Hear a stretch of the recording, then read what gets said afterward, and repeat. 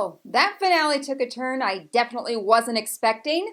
You are being warned that the following recap, review, or whatever of the finale of the morning show is going to have spoilers.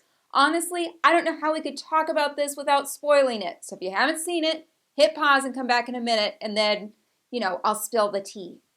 Okay, for those who are staying, what in the world? I did not expect someone to end up dead. One of the most coveted jobs in broadcast is, of course, network news anchor. There's only so many spots, so it's not a surprise that there would be a lot of drama around getting those jobs, which I think is what makes the morning show so believable. And while the morning show is ripped from the headlines, I hope it's not that crazy in real life all the time. Bradley has been given her dream job based on basically being in the right place at the right time. And it's understandable that the weekend anchors are upset because she got the job they'd been waiting for and working toward. Just because she had a viral moment. It wasn't even a good one.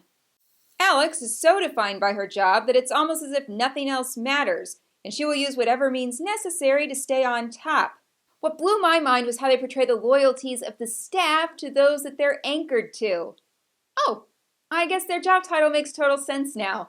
This whole last episode, we see it all fall apart, all because Mitch was left unchecked in his hornballer ways. But as we've watched people move through the company via sex and manipulation, one woman who decided to take her promotion instead of filing charges was Hannah. And Bradley uses her new position to push for this story that will take down the network that gave her a job.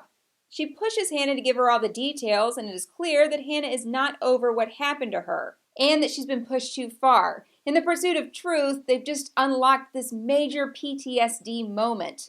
Not to mention the fact Bradley's being used by Mitch to tell his side of the story, something else that really doesn't need more oxygen. Now that Bradley has this whole thing working behind the scenes to film an interview behind Alex's back, Claire finds her friend dead. Apparent suicide, and everyone is very shook up.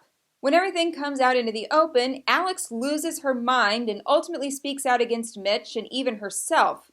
And in a bizarre turn, we find out that Chip, her most loyal co-worker, is the one who turned in Mitch. Nobody saw that coming, but he would do anything to protect her and her job, even take Mitch out. So he goes through all of this to protect Alex and then loses his job anyway. It is very satisfying when Fred gets his comeuppance, but was any of it worth it? Someone is dead. Lives are ruined. I doubt this kind of drama goes on at your local national public radio station. This show, it's very soapy, and I'm okay with that. But ultimately, I'm left wondering who to root for. Is anyone in this show actually clean?